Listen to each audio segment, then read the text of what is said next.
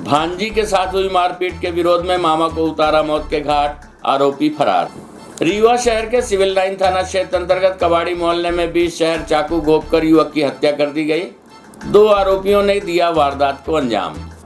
आपको बता दें कि घटना के बाद दोनों आरोपी फरार हो गए हैं, जिनकी तलाश पुलिस फिलहाल कर रही है। मृतक का शव का पीएम कराया गया। घटना के बाद इलाके में सनाटा खिंच गया है। बीच शहर के घनी आबादी वाले कबाड़ी मोहल्ले में हुई इस वारदात के संबंध में जो जानकारी इस वक्त निकलकर सामने आ रही है, उसके मुताबिक कबाड़ी मोहल्ला निवासी प्रमोद लोनिया की भांजी को आरोपी सुजीत लोनिया सहित उसके साथी ने मारा था, जिसकी जानकारी लेने प्रमोद लोनिया सुजीत के पास गया था।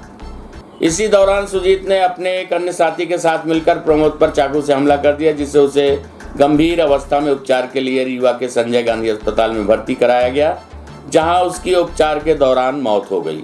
पुलिस ने इस पूरे मामले में हत्या का मामला दर्ज कर 2 अपराधियों की तलाश शुरू कर दी है। दोनों ही आरोपी फिलहाल फरार बताए जा रहे हैं, जबकि प्रमोद लोनिया के शव का पीएम संजय गांधी अस्पताल में कराया गया। बीती देर रात लगभग 10 बजे की यह घटना शहर के घनी आबादी वाले कबाड़ी मोहल्ले की बताई गई है। पुलिस के मुताबिक मृतक और घायल दोनों आपस में रिश्तेदार हैं और पड़ोसी भी हैं।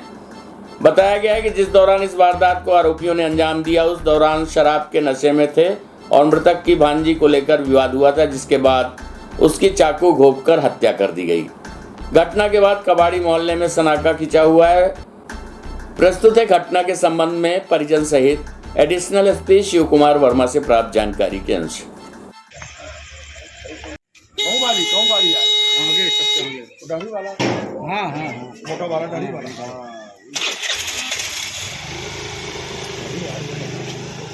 क्या नाम है आपका? जय सिंह। ये बताइए, चाकू की घटना हुई है, क्या मामला? चाकू घटना हुई है, छोटी से एक बिटिया खेल रही थी, उसके घर तरफ चली गई है। सुजीत लोनिया उसको मार दिया। हम लोग गए उसको, तो हम लोग को चाकू दिखाकर धमकी दे रहा था, तो हम मार दिए। एक लपड़ तो नशा कर रहा था, तो और दगेत के चाकू मार दिया।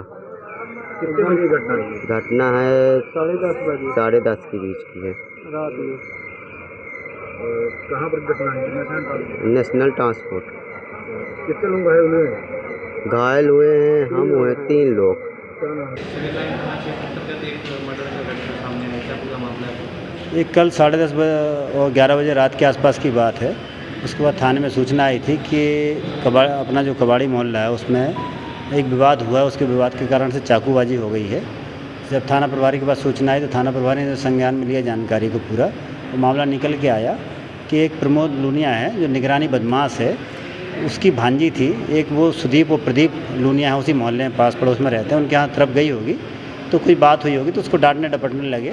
तो इस बात पर से प्रमोद लोनिया अपने एक भाई के साथ वहाँ पहुँचा जब मौके पे, तो वहाँ विवाद हो गया इन लोगों के बीच में।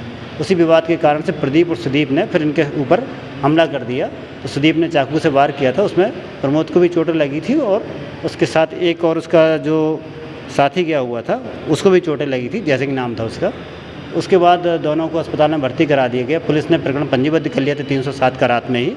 उसको पेट में चोट थी प्रमोद लोनिया को, और उसके बाद जब उसकी मौत हो गई तो उसमें पुलिस ने धारा 302 का इजाफा भी कर दिया है।